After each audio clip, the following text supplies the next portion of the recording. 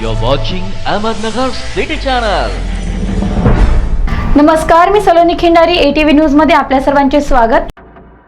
नगर शहरातील रस्त्यांची अवस्था बिकट आहे. याला राजकीय वर्धाहस्तातून मनपा अधिकारी ठेकेदारांच्या संगनमताने झालेल्या कोट्यावधी रुपयांचा भ्रष्टाचार, शासकीय निधीचा अपहार जबाबदार असल्याचा गंभीर आरोप शहर काँग्रेस जिल्हाध्यक्ष किरण काळे यांनी केला आहे. काळे यांनी 776 रस्त्यांच्या कामात नगर शासकीय तंत्रनिकेतनच्या नावे कामांच्या गुणवत्ता state report, third party report तयार करण्यासाठी तंत्रनिकेतन राजपत्रित अधिकारी यांच्या नावे बनावट शिक्के, लेटर हेड तयार करून रस्त्यांच्या कामात कोट्यावधी रुपयांचा घोटाळा करत भ्रष्टाचार केल्याप्रकरणी अँटी करप्शनचे राज्याचे अप्पर पोलीस महासंचालक विश्वास नांगरे पाटील व नाशिक परिक्षेत्राच्या पोलीस अधीक्षक शर्मिष्ठा धाडगे यांच्याकडे ऑनलाईन फिर्याद दाखल केली आहे. निकृष्ट कामे करणारे बहुतांशी ठेकेदार हे राष्ट्रवादी काँग्रेसचे कार्यकर्ते असल्याचा गंभीर आरोप काळेंनी केला आहे. याबाबतची सविस्तर माहिती काळे यांनी काँग्रेसच्या शिवनेरी संपर्क कार्यालयात आयोजित पत्रकार परिषदेत दिली. अहमदनगर शहरामध्ये रस्त्यांची जी दुरावस्था आहे या सगळ्याची परिस्थिती नगरकरांना माहिती आहे. मुळात प्रश्न पडला तर की हे याच्या मागचं कारण काय आहे की रस्ते एवढे खराब आहेत, जागोजागी खड्डे पडलेत, वारंवार आंदोलन त्या ठिकाणी सातत्यानं होत आहेत, विचारणा त्या ठिकाणी होतीये, तक्रारी प्राप्त होत आहेत, मात्र रस्त्यांचा प्रश्न काही निघायला तयार नाही. मला वाटतं की एक फार महत्त्वाची गोष्ट काँग्रेसच्या सातत्यपूर्ण पाठपुराव्यातनं समोर आलेली आहे, उजेडात आलेली आहे. मी आपला आजच्या या पत्रकार परिषदेच्या निमित्तानं नगरकरांना माहिती देऊ इच्छितो की नगर शहरातल्या या रस्त्यांच्या भ्रष्टाचाराच्या संदर्भामध्ये काँग्रेसचा जो सातत्यानं पाठपुरावा केला आहे त्या पाठपुरावाला आता कुठेतरी यश आलं आहे. त्यातनं खूप धक्कादायक माहिती जी आहे ती समोर आलेली आहे. शासकीय तंत्रनिकेतन अहमदनगर ही जी काही महाराष्ट्र शासनाची एक आस्थापना आहे त्यांच्याकडनं महानगरपालिकेच्या बांधकाम विभागातला जी कामं केली जातात रस्त्यांची त्यासाठीचा गुणवत्ता चाचणी अहवाल आणि थर्ड पार्टी टेस्ट रिपोर्ट जो आहे तो घेतला जातो. त्या ठिकाणी आम्ही आंदोलनं शासकीय तंत्रनिकेतनच्या इथे केली होती, तक्रारी केल्या होत्या, निदर्शनं केली होती आणि या सगळ्या याच्यातनं आमच्या दबावातनं त्या ठिकाणी शासकीय तंत्रनिकेतनच्या प्राचार्यांनी एक समिती गठीत केली.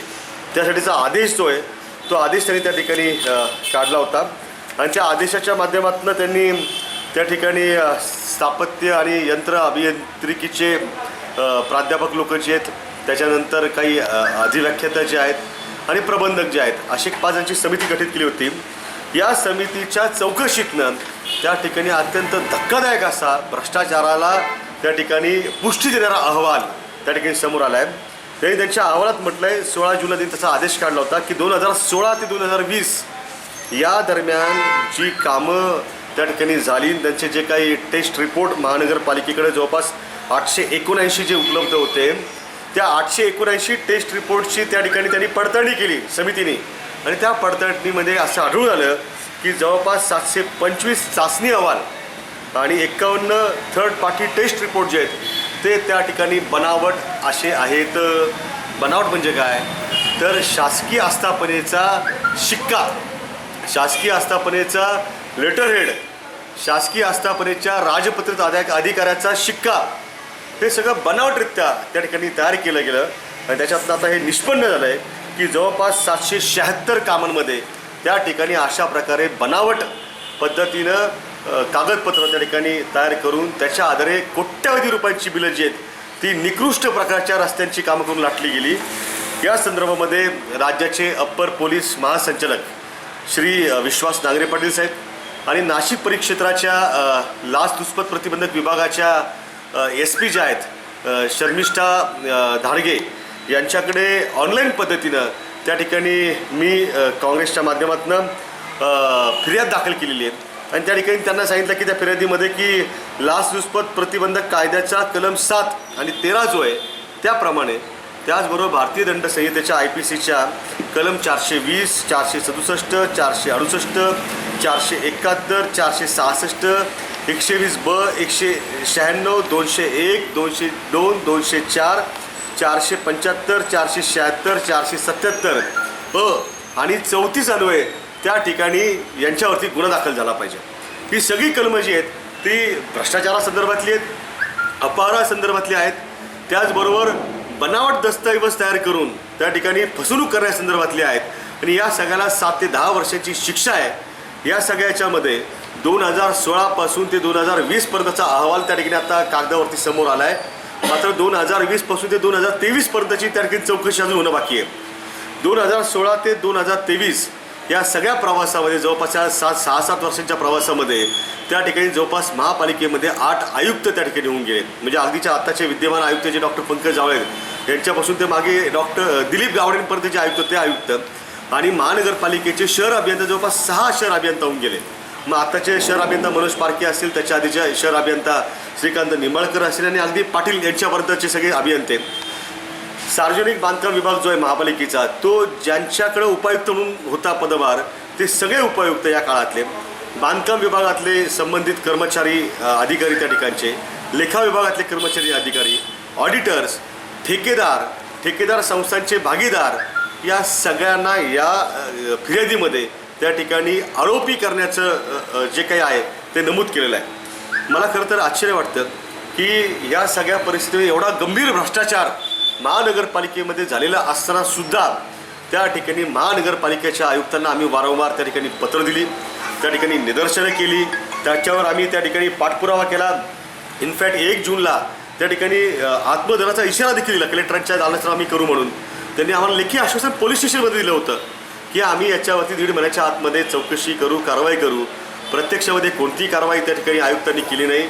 उलट त्या ठिकाणी आमचा आरोप आहे की संगनमत करून भ्रष्टाचारांना पाठीशी घालण्याचं काम केलं गेलं। यातली एक आणखी गंभीर बाब म्हणजे या सगळ्या ठेकेदारांच्या यादीमध्ये जर आपण बारकाईने पाहिलं तर बहुतांशी ठेकेदार हे राष्ट्रवादी काँग्रेस पार्टीचे कार्यकर्ते असणारे ठेकेदार आहेत आणि या सगळ्या ठेकेदारांना, तिथल्या भ्रष्ट अधिकाऱ्यांना की ज्या ठिकाणी 30% 40% ते 100% टक्केवारी खायचं काम त्या ठिकाणी केलं आहे। बरीचशी कामं त्या ठिकाणी थातूर मातूर केली आहेत, काही कामामध्ये तर फक्त कागदावरती काम केल्याचं दाखवलं आहे, प्रत्यक्षात काम घडलेलं नाही आहे। या सगळ्या याच्यामध्ये भ्रष्टाचाराचा मलिदा ज्यांना मिळाला ते सगळेजण एकमेकाला वाचवण्याचं काम त्या ठिकाणी करतायत आणि या सगळ्या याच्यामध्ये शहरामधला एक मोठा नेता जो आहे सत्ताधारी पक्षाचा, तो सरकारची त्या ठिकाणी असणारं ज्याचं जे काही वजन आहे ते वापरून आपल्या पक्षाच्या ठेकेदार असणाऱ्या कार्यकर्त्यांना आणि या सगळ्या भ्रष्टाचारामध्ये बरबटलेल्या अधिकाऱ्यांना, ज्यांना कलेक्शन एजंट खरं म्हटलं पाहिजे, त्यांना वाचवण्याचा प्रयत्न त्या ठिकाणी करतो। आणखी धक्कादायक गोष्टीमध्ये अशी आहे की ज्या वेळेला या संदर्भातला अहवाल हा त्या ठिकाणी समोर आला, तो अहवाल समोर आल्यानंतर शासकीय तंत्रनिकेतनचे अधिकारी कर्मचारी जे आहेत ते पोलिसांकडे गेले। पोलिसांकडे गेल्यानंतर त्या ठिकाणी त्यांनी फिर्याद दाखल करण्याचं काम जे आहे ते करण्याची प्रक्रिया सुरू केली। मात्र त्या ठिकाणी पोलिसांनी त्यांना असं सूचित केलं की जे बनावट दस्तऐवज आहे, ज्याच्या आधारे एवढा मोठा घोटाळा झाला आहे आणि फसवणूक झाली आहे, ते ओरिजिनल कागदपत्र जे आहेत ते तुम्ही आमच्यापुढे सादर करा। त्या अनुषंगानं त्यांनी कोतवाली पोलीस स्टेशनलाही पत्र दिलं होतं। शासकीय तंत्रनिकेतननं महापालिका आयुक्तांना त्यांनी लेखी स्वरूपात कळवलं की पोलिसांनी अशा प्रकारे कागदपत्रांची मागणी केली, आपण ते उपलब्ध करून द्या। मात्र जाणीवपूर्वक त्या ठिकाणी कोणत्याही प्रकारचा प्रतिसाद दिला गेला नाही आयुक्तांकडनं। हे प्रकरण दडपण्याचा प्रयत्न केला गेला, त्यामुळे पोलिसांच्या रेकॉर्डवरती हे येऊ शकलं नव्हतं। मात्र त्या ठिकाणी मी फिर्याद दाखल केलेली आहे। येत्या 1 डिसेंबरला राज्याचे लाचलुचपत प्रतिबंधक विभागाचे अप्पर पोलीस महासंचालक विश्वास नांगरे पाटील साहेब, जे पूर्वी आपल्या नगर जिल्ह्याचे SP देखील राहिलेले आहेत, त्यांची त्या ठिकाणी वेळ घेतलेली आहे आणि त्यांना समक्ष भेटून मी या विषयाचा तपास जलद गतीने करण्याची मागणी त्यांच्याकडे करणार आहे। त्याचबरोबर या ठिकाणी आपण पाहत असाल की माझ्याकडं म्हणजे ढिगाणं पुरावे, शेकडो कागद, याचे हजारो पानांचे कागद आहेत। यात तुम्ही बघा हे कसं बनावट पद्धतीने गव्हर्नमेंट पॉलिटेक्निक अहमदनगरचा त्या ठिकाणी लेटर पॅड वापरला आहे, त्याचा लोगो वापरला आहे, प्रिन्सिपल गव्हर्नमेंट पॉलिटेक्निक अहमदनगर यांचा शिक्का त्या ठिकाणी बनावटरित्या तयार केला गेला, बनावट सह्या त्या ठिकाणी केल्या आहेत। हे मी सांगत नाही आहे, हे त्यांच्या चौकशी समितीच्या अहवालात समोर आलेलं आहे। तर या सगळ्या बाबतीमध्ये हे सगळे जे काही माझ्याकडं हजारो कागदांचे पुरावे आहेत, ते पुरावे त्या ठिकाणी SP जे आहेत लाचलुचपत प्रतिबंधक विभागाचे, नाशिक विभागाचे, तर त्यांच्याकडे समक्ष हजर राहून त्या ठिकाणी दाखल करण्याचं काम त्या ठिकाणी मी करणार आहे। ते वेळ याचा पाठपुरावा सातत्याने करणार आहे। माझं या निमित्तानं नगरच्या मायबाप जनतेला आव्हान आहे की आपण सुद्धा याच्यावरती कुठेतरी जागरूकपणे विचार केला पाहिजे। नगर शहरातले रस्ते ज्या पद्धतीने खराब होतात आणि त्याचा दर्जा जो आहे तो अत्यंत वाईट असतो, या सगळ्याचं पाणी कुठं मुरतंय हे आता पहिल्यांदा या निमित्तानं रेकॉर्डवरती आलेलं आहे.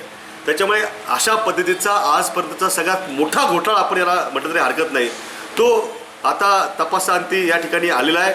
मात्र याच्यातून अजून पोलिसी कायदेशीर कारवाई जी आहे ती देखील पुढे जाण्याची गरज आहे. मतदारांनी सुद्धा याचा अनेक वेळा विचार वारंवार केला पाहिजे की आपण नेमकं कुणाला त्या ठिकाणी आपला प्रतिनिधी म्हणून निवडून देतोय. कारण महानगरपालिकेमध्ये एवढा मोठा त्या ठिकाणी घोटाळा भ्रष्टाचार होत असताना ज्या नगरसेवकांना लोकप्रतिनिधींना आपण निवडून दिलंय ते नेमकं त्या ठिकाणी काय करतात हा मोठा प्रश्न या निमित्तानं उपस्थित होतोय. माझी या निमित्तानं या लाचलुचपत प्रतिबंधक विभागाकडं मागणी त्या ठिकाणी काँग्रेस पक्षाच्या वतीने आहे की या प्रकरणातील सगळ्या दोषींची त्या ठिकाणी त्यांची जी काही वैयक्तिक मालमत्ता आहे, स्थावर मालमत्ता आहे, जंगम मालमत्ता आहे, काय सोनं नाणं त्यांच्याकडे असेल, त्यांच्या प्रॉपर्टी असतील, काही बेहिशोबी मालमत्ता त्यांनी काही केली असेल, या सगळ्याची ओपन इन्क्वायरी त्या ठिकाणी झाली पाहिजे. या सगळ्याच्यावरती जप्तीची कारवाई झाली पाहिजे. त्यांचा सोर्स ऑफ इन्कम जो आहे तो या सगळ्यावर टॅली झाला पाहिजे आणि दोषींवरती कडक कारवाई झाली पाहिजे, जेणेकरून नगर शहरातल्या रस्त्यांना जे काही ग्रहण लागले ते निकृष्ट दर्जाचं काम करायची हिंमत जी आहे ती पुन्हा कधी कोणावर झाली नाही पाहिजे. आणखी एक मागणी या निमित्त मी करणार आहे की ज्या कामांच्या संदर्भामध्ये हे खोटे दस्तऐवज करून त्या ठिकाणी कोट्यावधी रुपयांची बिलं लाटली गेली त्या सगळ्या ठेकेदारांना महानगरपालिका आयुक्तांनी तात्काळ काळ्या यादीमध्ये टाकलं पाहिजे. अरे एवढ्या वेळेपासून काय लिहितोयस? अगं सारे प्रोडक्ट्स जे मी सॅमसंग फॅबग्राफ फेस्ट मधून विकत घेईन. एवढी मोठी लिस्ट? जर ऑफर्स इतके सारे आहेत तर लिस्ट पण मोठी असणारच ना. या फेस्टिव्ह सीझन मध्ये मिळवा up to 27.5% cashback. Free Galaxy S23 ultra selected TVs वर स्पेशल बेनिफिट्स 21,000 पर्यंत, फ्री प्रोडक्ट इन्शुरन्स आणि खूप काही. विजिट करा Samsung Smart Plaza, Ram agency, market yard, Navi Peth, Savedi, Ahmednagar आणि मिळवा amazing fab grab fest offers. अटी लागू.